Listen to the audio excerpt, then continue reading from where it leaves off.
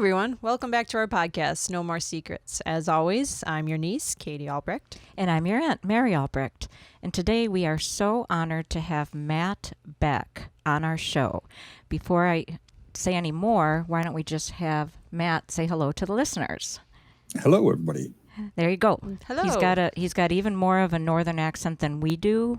People are like, "Oh, you sound like you're from Wisconsin." Well, he's from South Dakota, so even more. But Matt is the nephew of one of my very, very good friends. I met her as a client, but now basically she's my sister, which kind of makes Matt my nephew too, which makes you a cousin of Matt. Oh my God, this is getting complicated. This is getting a little messy. What's up, cuz? He's going to share.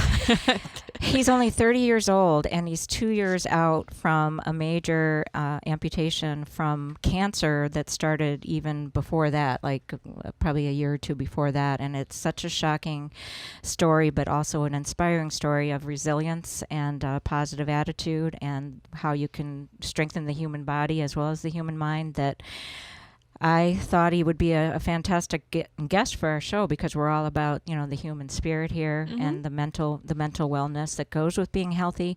And so, we're going to have Matt tell his story from start to finish. I'm going to let the listeners know this may be fairly long and we may end up making it a two-parter, but we're going to just sort of let it unfold. So anyway, Matt Beck, cancer, and I have no idea what kind of cancer it is anymore because it was a pretty long word. Yeah, say the name of it again. Yes, pseudomyogenic hemangioendothelioma. Wow. See, it rolls right off the tongue. I don't know why you had trouble with that, honestly. Say it one more time, please. One more time. Pseudomyogenic hemangioendothelioma. So what does that mean in simpler terms? So basically it's a tumor of vascular type origins. And I mean, that's in plain English. It's cancerous mass of cells. Okay. And let's start at the beginning, right? Yeah. So when did you first notice that something was off? So that's I guess kind of a hard one to pin down exactly. Sure, yeah. What ultimately sent me in kind of down the path of figuring this out was just some knee pain. And I had it for years. It just kind of was progressively getting worse. I had 1-year-old, 2-year-old at the time, trying to bend down, give her a bath, things like that. It hurt. So I went in and we found out that the leg was actually weakened from limping. So started physical therapy. We did x-rays on my knee, no issues, MRI, all that kind of stuff, nothing. So, all right, we'll start, physical therapy, get the leg stronger. And it got to the point where every time I'd try to get up and walk more than a couple steps, my leg would actually give out totally on me. Wow. So that was kind of all right, something else is really wrong. So 2 days after my 28th birthday, so happy birthday to me, went in and we got an x-ray of the actual hip itself. And we found out that I had a fracture. So the actual right below the ball in the kind of the neck of the femur was fractured through. And in a normal, healthy 28-year-old without major trauma, there's no reason to have that. So a bunch of tests later, we found a mass and it kind of all went from there, I guess. So the original pain, did it feel kind of like you just had like a sore knee or something, or did it distinguish itself from other types of aches and pains? No, I mean, it felt like when you sit in a car ride for too long and your knees are bent and you get up those first few steps, things are stiff. There's kind of a little bit of an area, it didn't feel like I'd torn a meniscus or ACL or anything like that. And we knew there wasn't anything like that. And it was just centralized right at my knee. And so it just felt like I'm getting old and something isn't. Yeah. Something isn't right. Wow. Was it referred pain then? I mean, it's interesting that it started in the knee, the pain meaning, but it was coming from the hip. Right. And so that knee pain could have been completely separate from the cancer. We've never really been able to figure out. Okay. But the actual, when my leg would start, got to the point where it was starting to give out, I'd have just like a lightning bolt go down the outside of my leg right before. And that iliopsis band, something like that, I think is kind of the outside the iliotibial band. Yeah. Going down. Whatever. Yep. The tumor we actually found was into that. So it probably had grown enough to where it actually started causing that pain. And then the fracture, of course, destabilized the hip, which would help kind of make everything give out. And that band actually goes down to the knee. So perhaps, it was, part of it. But Yeah, she it's knows just- all the anatomy and stuff. But it's interesting because they did all these MRIs on the knee. And I wonder, had they gone all the way up the leg, would they have caught it quite a bit sooner? I mean, obviously, probably yes. Right. Yeah. I mean, I don't see any reason why we wouldn't have. But there was truly until the whole like leg giving out and then felt like a groin pull, which I guess is something that's common if you break your hip, is it can actually feel like you've pulled your groin. And I've done that playing sports my whole life. Okay. So I knew what Yep. that felt like. But prior to that point, it was just my knee. So there was no reason to, I guess, really even look up from that. Okay. So anyway, they found the mass. Then they biopsied it, I'm assuming, and found out it was cancerous? Yeah. So, like I said, normal 28-year-old, there's no reason to have a mass and to have a fractured femur. So that was kind of okay, we see this, we're going to do some MRI, stuff like that, and just kind of figure out what we can see. But the conversation of, we don't know 100% for sure, but this could very well be something malignant, which is the fancy way, of course, to say cancer. Yeah. So then we did a biopsy. So they pulled out the core, whatever, needle biopsy, and they could see that there was cancerous tissues, but they couldn't figure out what it was. So a few days later, I actually had a second biopsy because they wanted to try again, see if they could get something else. And once again, they couldn't figure out what it was. They knew it was cancer. We just couldn't figure out anything about it beyond that. Wow. Which so is that's scary when it scary. comes to treatment. Yeah, because you can't pinpoint it. It's not a Right. normal, we got this, we understand this kind of thing. Yep. So did you Yep. end up having to go somewhere else then to pinpoint it? Yeah, so they kind of knew based on where it was that odds are I would be having a surgery. And so the next step was going to be an open biopsy. So actually cut you open to look at everything.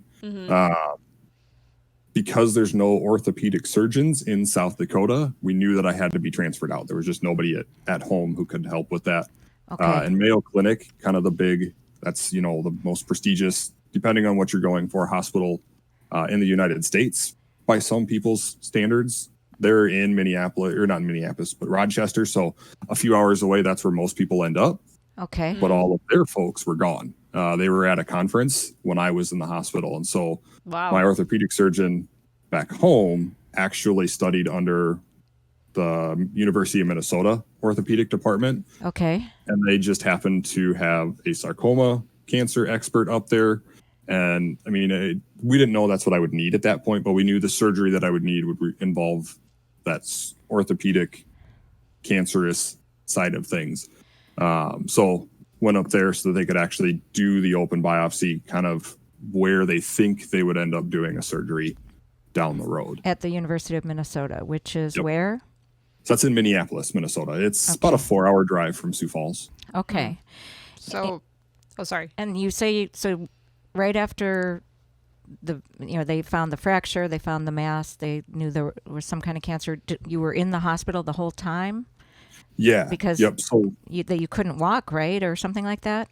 They didn't Right, want you so- to? yeah, I still had the fracture, and there's no fixing the fracture because the tumor had actually eaten away the bone. Oh my And gosh. a lot of the ball of the femur was super modeled on x-rays and MRIs and everything. So it was super weak, but then also with a fracture in your hip, there's some major vessels or things for blood, veins type things. So if you do something wrong, you can actually bleed out internally and cause major problems. Oh, So I was Wow. pretty much, I was on bed rest. There wasn't getting up and doing anything. the bone fractures could sever the veins or Yep. something else. Yeah, wow. Right. So you went straight to bed rest. Yep. My gosh. And hospital beds aren't the most comfortable to be on 24/7.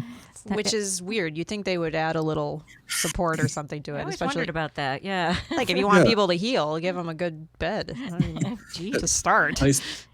Right. I'll take a $2,000, give me the nice cushion and memory foam. The Yep. one that like you press a button and it like he makes it all gives a little massage and stuff. Yeah.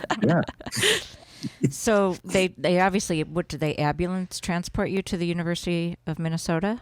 Yeah. So Wow. we asked to see if maybe we could get like, the helicopter life flight type of a thing, or even, I guess it'd be too far for a helicopter, so a plane. But I wasn't serious enough for insurance to cover that. So yeah, we took How is cancer not serious enough? I mean, I wasn't dying right that instant. So Okay. they figure, yeah, you can just take an ambulance ride. So we loaded up on the pain meds and went for a ride in an ambulance for 4.5 hours And then to get up there. did they do the open biopsy right away? I think it was the second day. So we got there, kind of got all settled in, got my nurses and everything. And then, yeah, I think it was the second, maybe the third day that we Okay. actually did the biopsy. Yep. And then how long did that take to get those results? So it doesn't take too long to get the results in general, but we found out, again, it was basically kind of just dead and inflamed tissue. So they weren't getting a good sample, and they still couldn't kind of differentiate things out. So at that point, we knew it was a sarcoma, and that was just kind of all that they knew. So I actually ended up having a second open biopsy to actually send out then, which they sent to Brigham and Women's in Boston. And that's where they were actually able to come up with the official diagnosis of that pseudomyogenic hemangioendothelioma, PMHE. That's one way to shorten it. So if you just say PMHE, Okay. that works too. PMHE. Okay, that's Okay, much easier. We yeah. can do that. That we can Yep. do. PMHE. PMAG. Sure. Sure. So at that point, did they already find it in your pelvis, or is that right or Yeah. no? So it at that point, it didn't look like it was actually in the pelvis. I mean, we could tell that it was at least in the head of the femur. And that was kind of as close as we had. We actually, because of where it was at and needing to stabilize the fracture and not being able to fix it, after that first open biopsy, I came out in traction.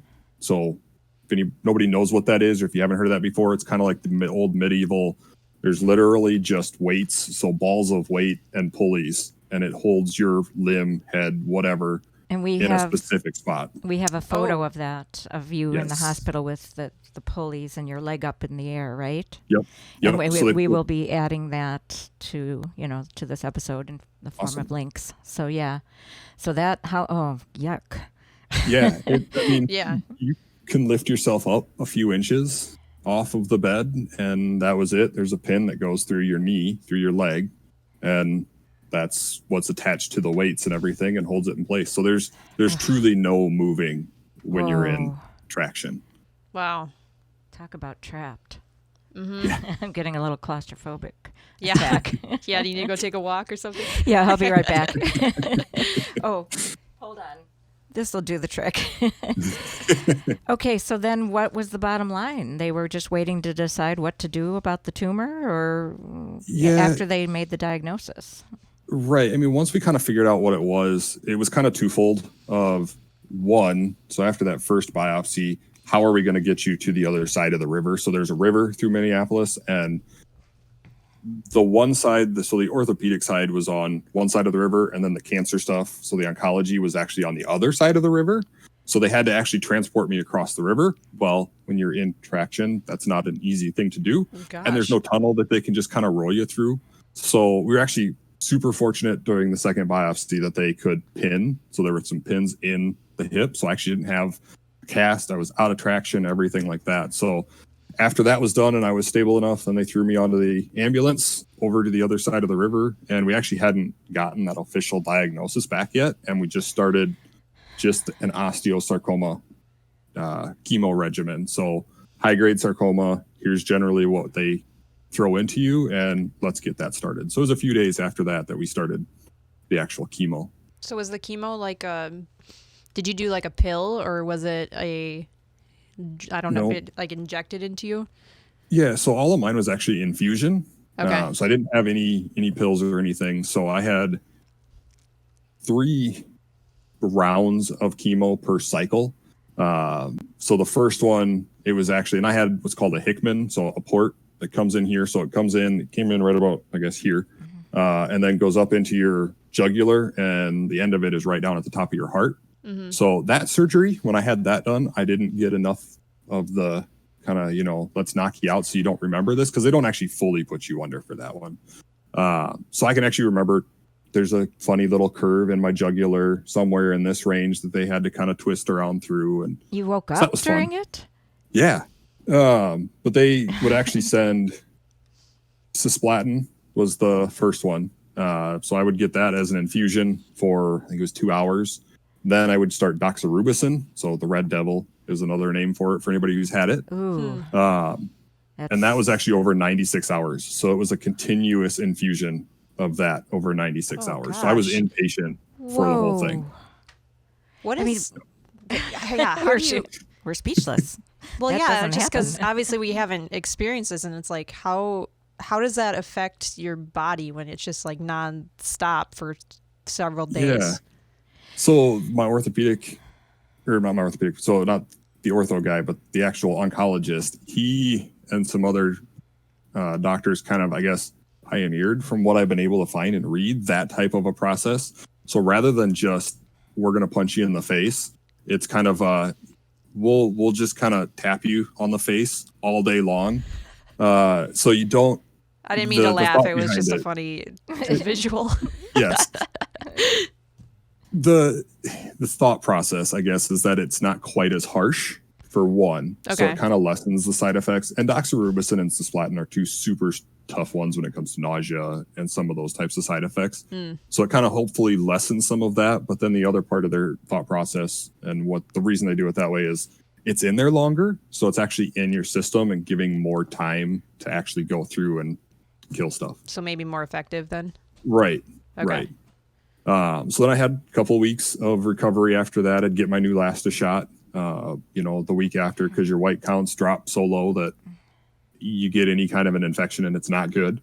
Get that. Then once they were back up enough, I'd get methotrexate, which if somebody's got like arthritis, things like that, you actually will take a very, very small dose of methotrexate for arthritis for some folks.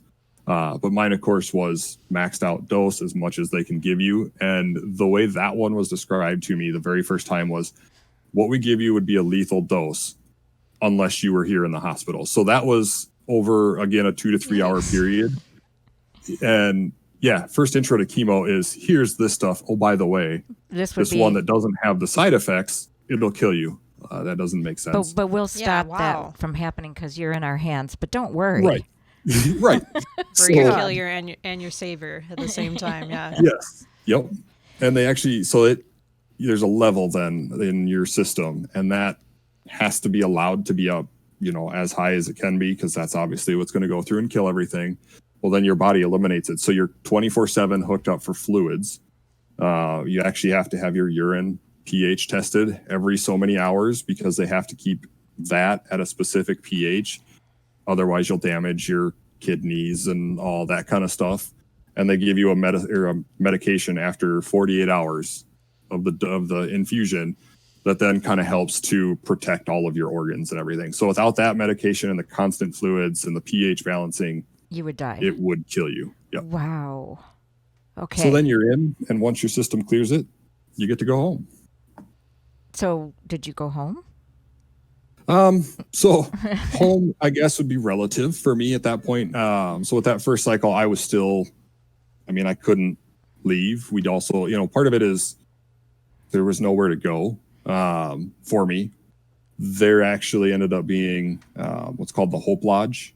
It's an organization through the Cancer Society, the American Cancer Society. So you and then a caregiver, my wife, could actually stay there, and it's totally free. They've got full kitchen, beds, the whole 9 yards. Nice. Nice. So home, after I finally got out of the hospital, I think it was probably a solid 60-ish days that I was in the hospital, just straight up there, not leaving, before I could go to that Hope Lodge. Hope to actually Lodge. get- Oh, so it Yep. was 60 days. I was going to ask that until Yeah. of chemo and all the stuff you just described.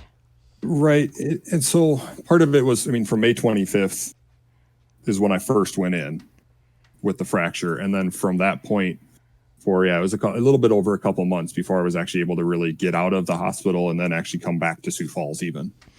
So the goal was to do chemo in order to eventually replace the hip. Do I have that right? Right. Yeah.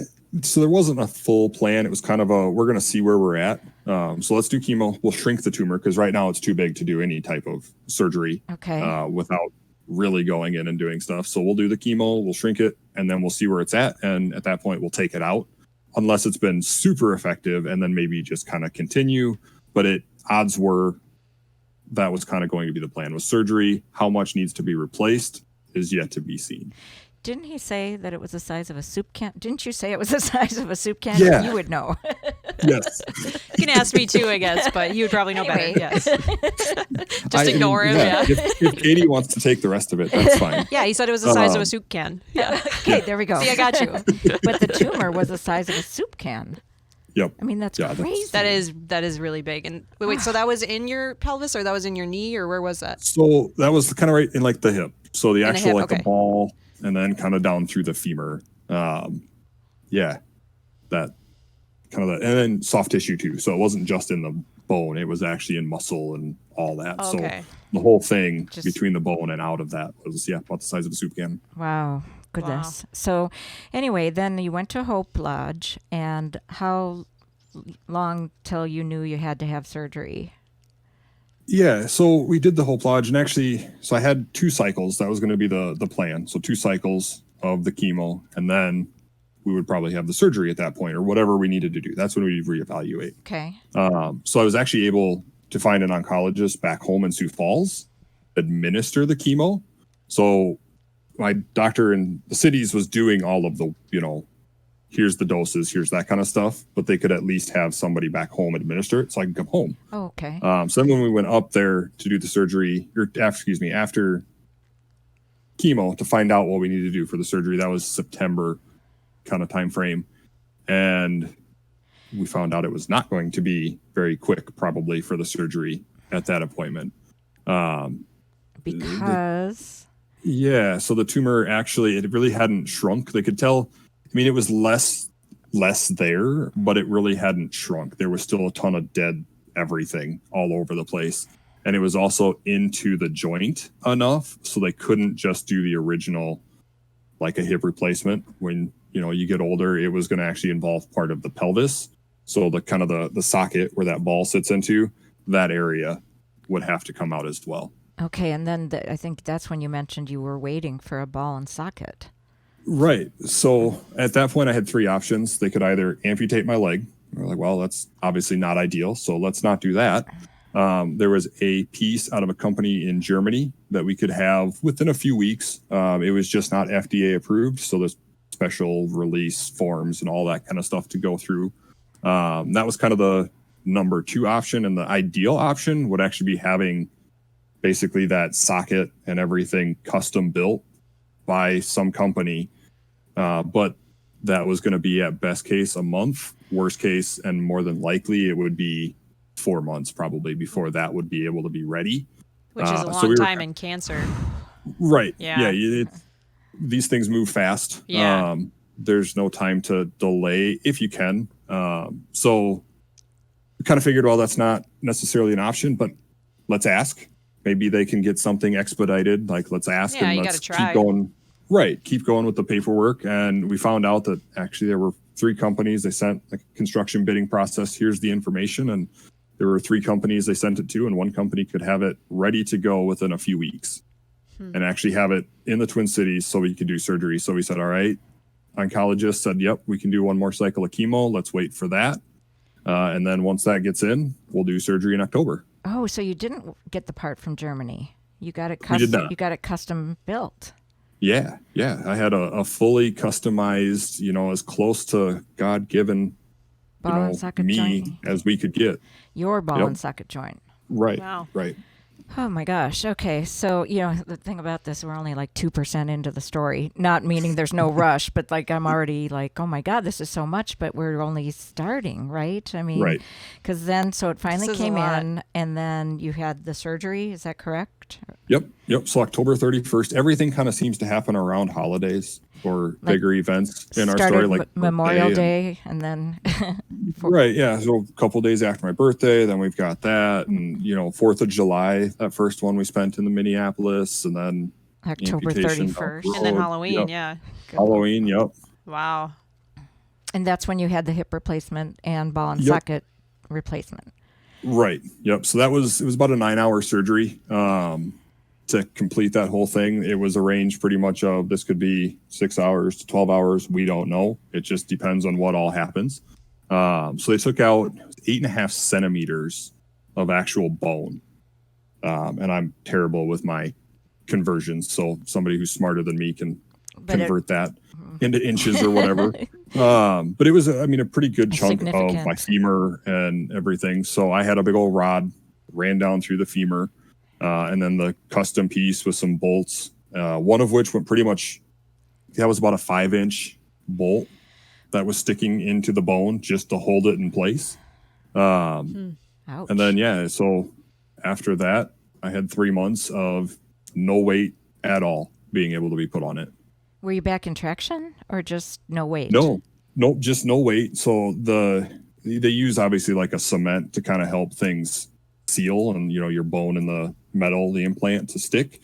But it takes about that long for everything to really, your bone to grow into it, to really solidify, make sure it's not going to move, fracture the bone, anything like that. So were you in a wheelchair or were you like crutches, or how did you move? Yeah.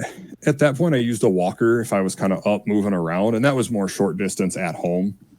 Anything outside, if we were going anywhere, I was in a wheelchair. Because I also, anybody who's had a hip replacement, there's tons of precautions. You can't bend past a certain point. You can't do this and that. And it's, as a 28-year-old at that point, that's not entirely a fun thing to be wheeling around in a wheelchair or anything. And like we had family pictures at one point taken while I'm in the wheelchair after that and everything. So that was mainly what we used, was the wheelchair. Okay. So when you say home, did you go back to South Dakota then for that 3 months? Yeah. Yep. I was off work, so through FMLA and then disability and everything. So I think it was it 416 days total on disability. So not working for a little bit over a year for the whole process. Okay. But yeah, so I was at home in Sioux Falls. We built a little ramp. My father-in-law came over, built a ramp so we could get up the stairs into the house. And then from there, he put on a second railing on the steps. We, of course, live in a split level because, why not make it As just hard all as the more possible. challenging. Because when you're in your 20s, you don't say, let's not get a split level in case I get hip cancer. Yeah. Right. you know, good Lord. Not a thought. You're right. So we put the second railing on, that way I could hop up the stairs on my one leg and then the walker up at the top of the stairs, get around the house. And the bedroom was upstairs. The only thing I had to go downstairs at that point for would have been laundry, which my wife was taking care of then, since I couldn't really carry things up and down. And yeah, I just kind of basically laid on the couch. And your daughter was how old at that point? She was 2. Well, she would have been, 2 at that point. And so did she want to play? Did she understand that you couldn't do that? Yeah. She knew that I had an owie. That's kind of, at that age, it was A big Daddy owie. has, his leg is sick and he has an owie, so he can't do a ton of stuff. But I picked up, I was like, all right, let's try to find something to do to help the spirits and everything. So we actually got a guitar. Then a friend of mine knew somebody who did guitar lessons. So he came over actually to the house and kind of helped run through some lessons and everything. So then she got a ukulele so she could play and Dad and her could play together. And there were still plenty of things that we could do to have time. She'd snuggle in. And she was super helpful. And that's a really good way to make light of a not so good situation, Right. And then she'll probably remember those moments too. Oh yes. Yep. She still has a ukulele and she still likes playing it. Oh, that's cool. I think she's kind of forgotten a lot of it just being so young, which was kind of a blessing in disguise with her being so young, because she doesn't necessarily remember, the trauma of you're 2 years old and all of a sudden you're shipping back and forth between your grandparents because mom and dad aren't home. And Yeah. Oh, yeah, that is probably better that it was a little younger. Right. Her name's Adeline, by the way, right? Yep. Adeline Faith. Yes. So she has faith. Yes. Right in her middle name, yeah. So then what? I mean, you would like to say, okay, and they lived happily ever after, but Yeah. no. No. Yep. Yep. Nope. It would have been great if that was the end of the story, but no. So then January, the plan was, all right, let's start chemo again, just to kind of make sure there's nothing left, because they do surgery and it could potentially kind of loosen things like dust. Right. You disturb You dust, release it's going the to float cancer, around. Yeah. So let's make sure there's just nothing floating around anywhere. So that way there's less risk of anything coming back down the road. But I kind of had a little spot on the incision that was leaking, but it was never an issue. There was never a, infection or bacteria or anything that came back on any of the fluid. So we just didn't think anything of it. But I kept having swelling in my hip. And so it kept swelling up. Well, I'd also been feeling just I don't want to get off the couch and do anything prior to chemo. And so when I went in, they do the blood work, of course, to check things. And my hemoglobin was actually down in the 6s. So the level of oxygen in your blood was down there, which is like a third of kind of the minimum range that you want it to be at. Right. Wow. Yeah. Anything below, I think it's 7, they say, can start damaging organs. So we knew something was wrong. Something wasn't quite right. So gave me blood infusions, everything like that, to kind of pump me back up at least where I'm stable. And then it would stop. So I'd stop losing blood. Well, then we did the drainage on it. So they actually pulled out a bunch of the fluid because, well, we need to figure out why you're bleeding and why this is swelling. And after they did that and they pulled a bunch out, then I started bleeding again. So, all right, something's not right. So we did another test and then a special kind of test that actually looks for infection in replaced joints. So knees, hips, shoulders, that kind of stuff. So it's more on the orthopedic side of things. We did some tests, and the first one, so the local ones, normal, they came back negative, no bacteria, no nothing. So, okay, it's not an infection. Well, what does that mean? But that second test came back as saying, yes, there could be something. And that one takes, I think it was about a week and a half, something like that. So we had actually stopped my chemo. I only got a couple days worth, so we didn't keep going with that. We need to figure this out. And then from there, it was okay, we still can't figure it out here. So back up to Minneapolis we go to figure out what is the infection, what exactly is going on. And then knowing there probably was, how do we get rid of the infection in a hip joint that's been replaced? Oh my gosh. Okay, so that was January. Yep. And then what? Yep. Yeah. So then in the cities, we go to so they did that same test. So they pulled out all the fluid, as much as he could. And then from there, they did the testing again. And this time it actually came back as, okay, we see a bug. So for whatever reason in Sioux Falls, they didn't see it. And then up there, we did. So I got the call and they said, okay, now you got to come into the hospital. We're going to start you on antibiotics, because when you've had a hip replaced and that infection is in that area, it actually creates a microfilm on the metal, the implant, that then can't necessarily be removed. So you potentially have to have the entire thing done all over again. Oh my gosh. So, and when you have part of that story as a custom built piece, that's a little bit of a different story. It's not as simple as just redoing it. Normal, right? Right. Which isn't even a simple surgery in that sense. So we went in assuming, okay, we'll go have this surgery done to go in and they'll open me up. They'll take out the parts they can. They'll clean everything, make sure there's no infection, all that kind of stuff. And rather than that surgery, we found out the day surgeon walks in, hey, we're actually not going to do this. We're going to do another biopsy because there's some things that just don't quite look right. Ugh. So rather than doing this cleaning out, we're going to do that instead. Okay, wonderful. So then a few days later, it's time to do this cleaning out. All right, now we know exactly what the bug is. We're going to go and we're going to actually pull everything out. And we found out that morning that no, the cancer was actually back. So not only was there a confirmed infection, they did find the cancer back. And it was the same kind as far as they could tell and everything. So Wow. something had been left behind, whatever, and it regrew the tumor again. Oh my gosh. Okay. Yeah, that's really So, hard. Very disheartening. Especially after you went through it sounds like 7-8 months or so of just like back and forth, figuring things out, trying to do everything you can, and then it's still Right. not gone. You're back at square one, basically. Yeah. I mean, it really felt the same way. I mean, everybody says the same thing. You know, your brain kind of stops after you hear cancer. Everything else beyond that is just kind of, it's like Snoopy or whatever, you know, yeah. You know, that's what it kind of is like. And it felt that exact same way again, that second time. And that one probably hit home a little bit more because, okay, the margins were clear. Everything was good. We got it right from that first surgery. So we'll finish this and then we're done. And that was kind of okay, if it can come back this time, how many more times can it come back? What else is going to kind of keep happening from here?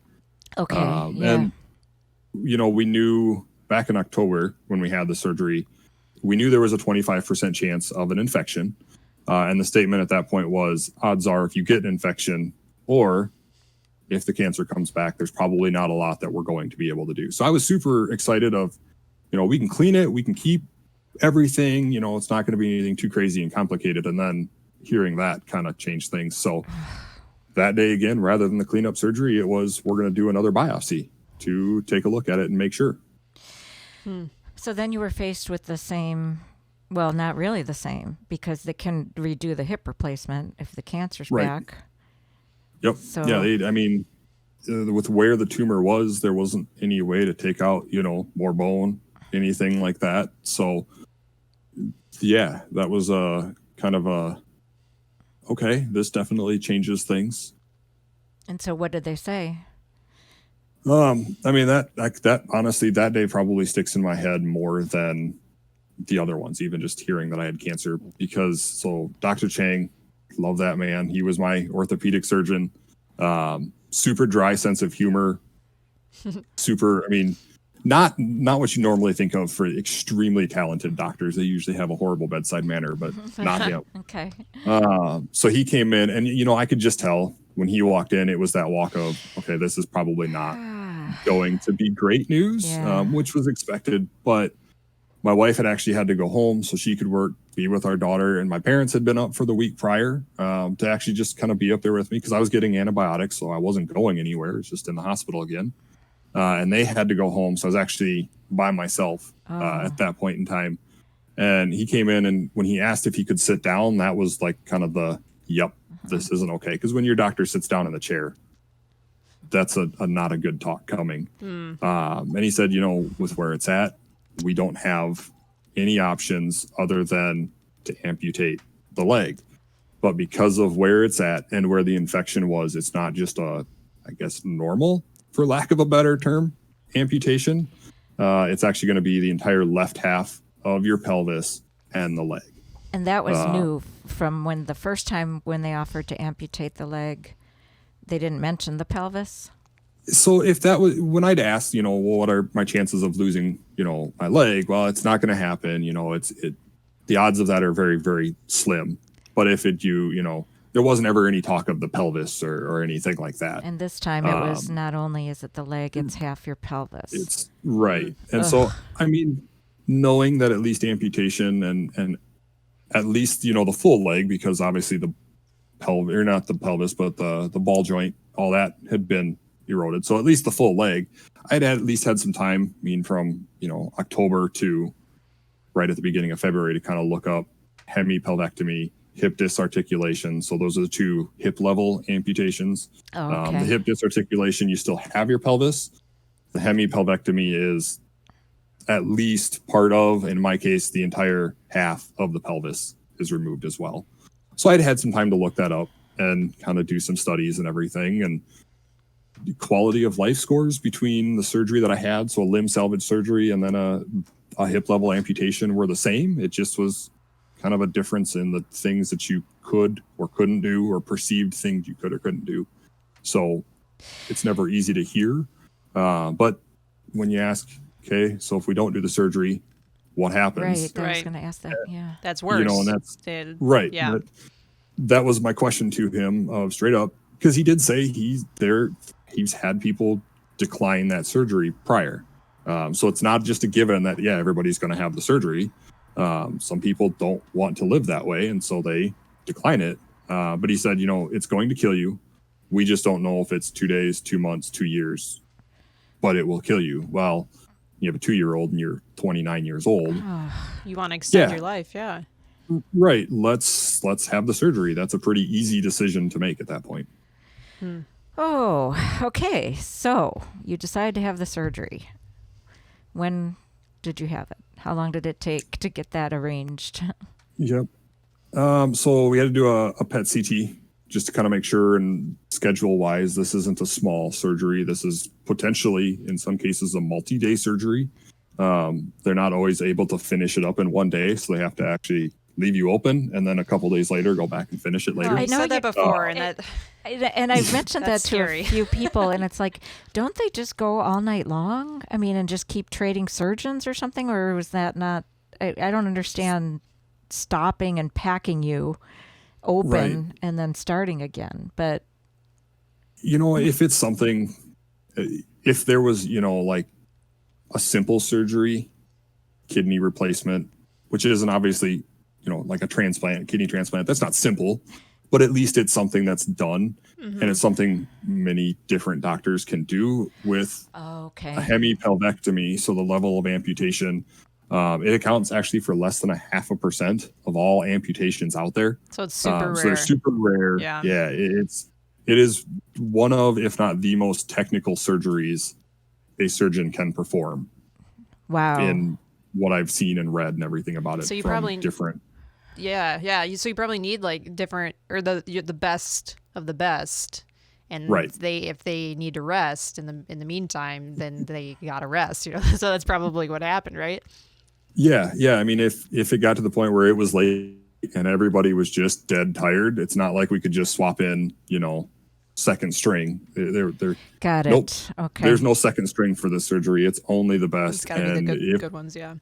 right, so if it's taking too long or there's any type of complications or anything, we'll pack it, do our thing, so that you can be, alive still for a couple of days, and then finish what needs to be finished. Ugh. So But- what, from start to finish, how long was the surgery again?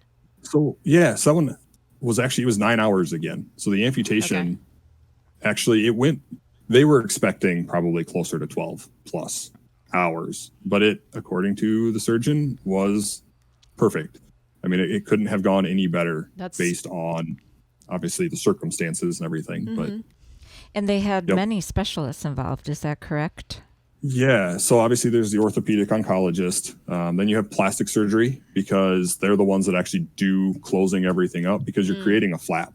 So they actually take, it's essentially where my butt was, and that folds up and then connects to, the bottom half of your torso where they cut you open. It's probably about a 3-foot long incision Wow. for how much they had open to be able to cut it off and everything. Wow. So 3 for feet. plastics, that was the big question of how much actually needs to be removed because of dead tissue and, whatever. So that was where the biggest question mark was going to be. There was a possibility of using skin grafts from the leg that we were amputating, maybe from like my back if they needed to, everything like that, but they didn't have to. So the plastic side was easy as far as closing it. And then it was a matter of they have to make sure that all those different blood vessels, everything are reattached, stuff's cauterized, all that kind of stuff. That way your flap doesn't die, because if that dies, then you're in trouble, especially with as big as mine is. Because they have to cut it out and replace it with skin grafts, and that's not a slow process. So plastics was there. General surgery was there, because where they cut out obviously is by your bowels and all that kind of stuff. So if they nicked anything or did anything, general surgery had to be at least there, just in case something happened. Plus there was a chance of having to take out part of the abdominal muscles. So maybe they had to reattach the calf, keep things kind of where they're supposed to be. So they'd take my calf, put it in my abdomen. Urology was there to put in a stent basically in that side, in the ureter to keep things. And there was vascular, I guess, was there, because lots of arteries and all kinds of stuff like that. So, and they said that there were some pretty severe risks of losing a lot of function, correct? Yeah. I mean, so from the orthopedic side, it was just, bleeding. You could bleed out. well, that's with any surgery, there's always a risk of that. Yeah. This one's just a little bit more. But then on the nerve side of things, you're really close to the nerves that control bowels, that control, urinary function, control sexual function. So prostate surgeries, when folks get their prostates removed, those nerves are the same ones that would be messed with. So there was a chance of, an ostomy bag, those were all possibilities. Okay. They didn't think very likely, but they were all possibilities going in. Okay. Wow. So did this surgery then get rid of the cancer? Big question. Yep. So it's gone. It is gone. Yep. There were That's a couple great. spots that had been on my lungs from the start. Yeah. And they kind of started growing after the amputation. So we had those actually removed.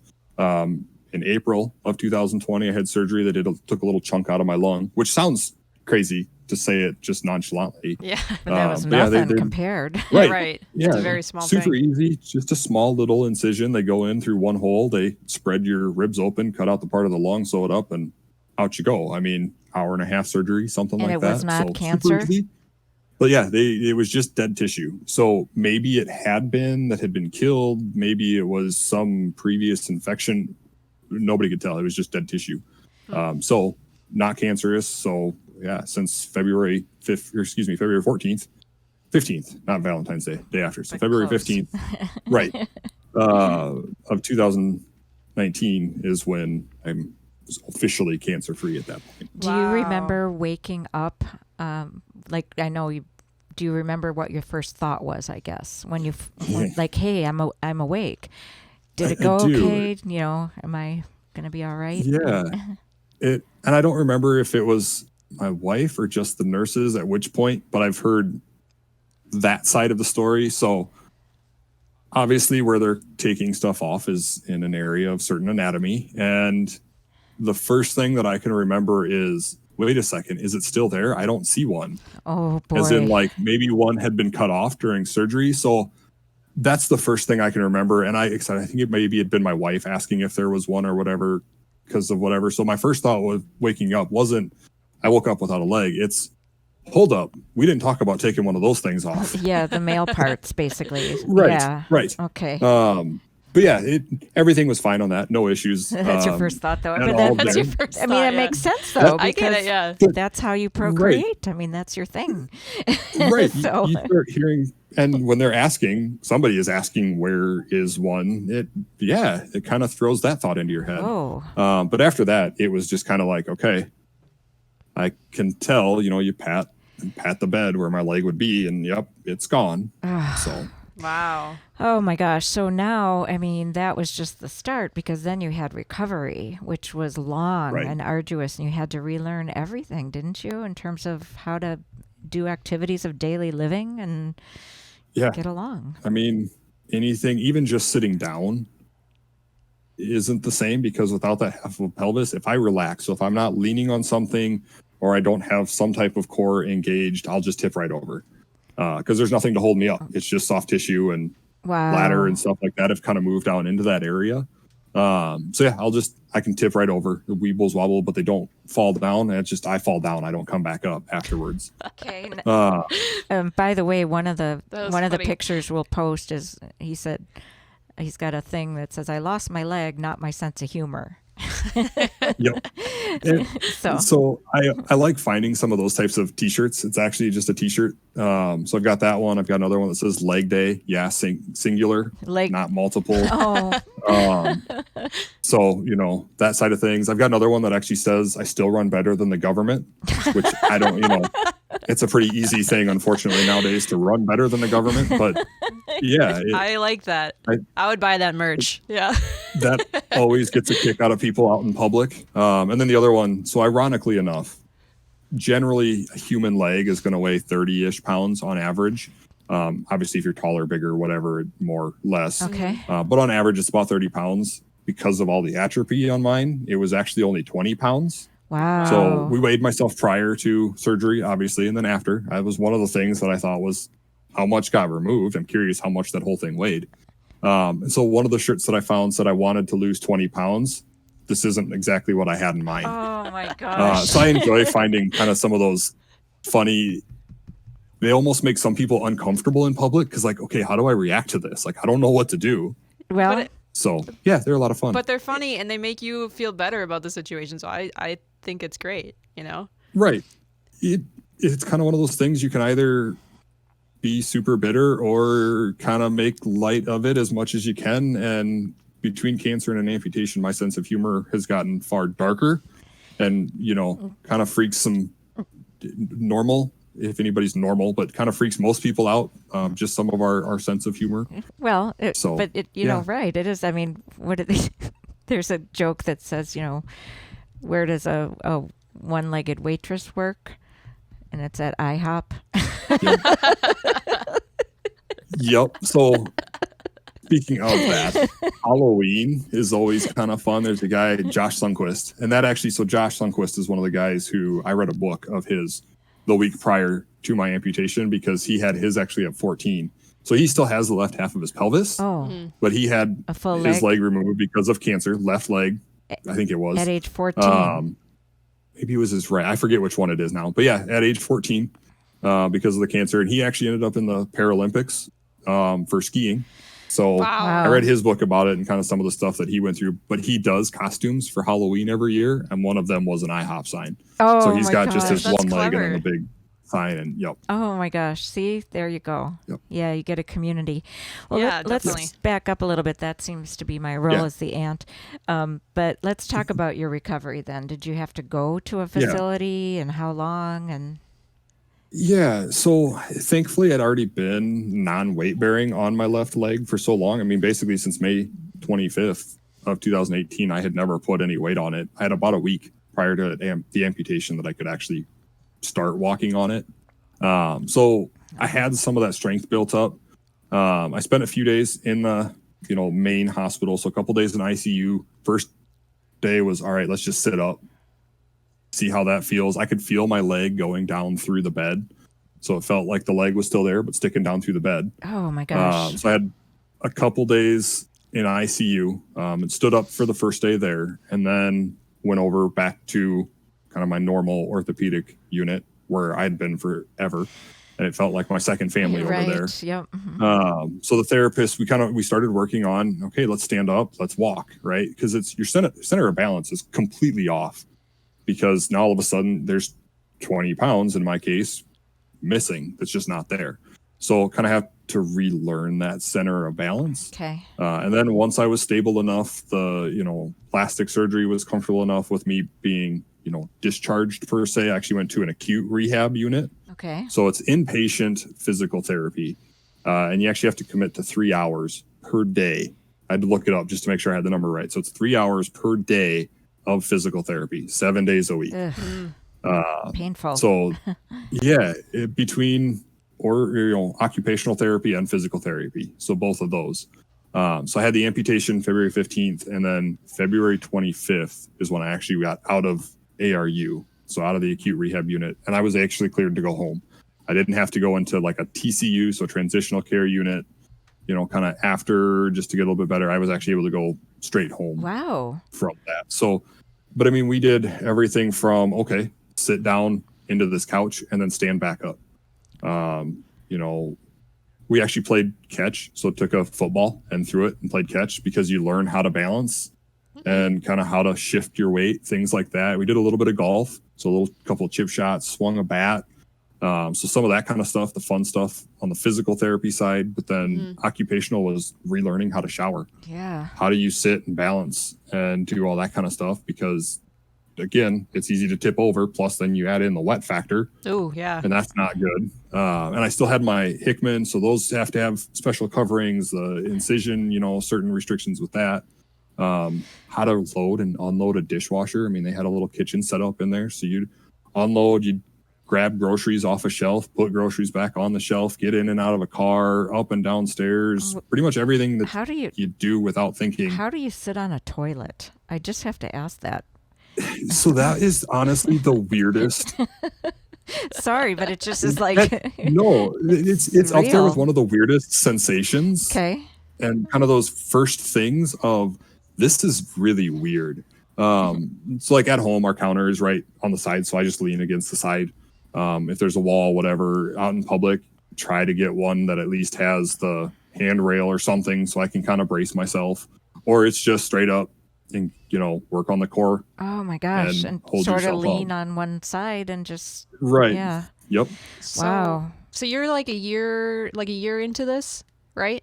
In this part of At the this- story? Or currently, yeah. Like, are you like a year after? Right now, I'm like, so 2 years after. I'm 2 2 years years post the after. amputation. Do you feel like it you're was still 2019.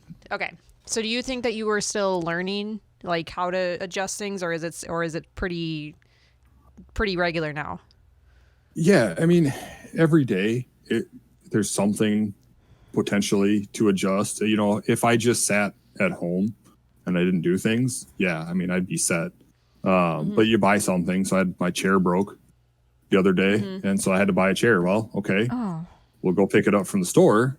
But now how do I get it inside? How do I get it down the stairs? How do I set it up? So just things like that, relearning how to carry things. It's every day brings the opportunity for something to have to be relearned on how to adjust to it. Okay. And so you went home February 25th or so. Yep. And you shared a fun little snippet about how you told your daughter about your leg. Can you share that again with the listeners? Yeah, absolutely. This is the end of part 1. Make sure to tune in next week to hear part 2 of Matt's incredible journey.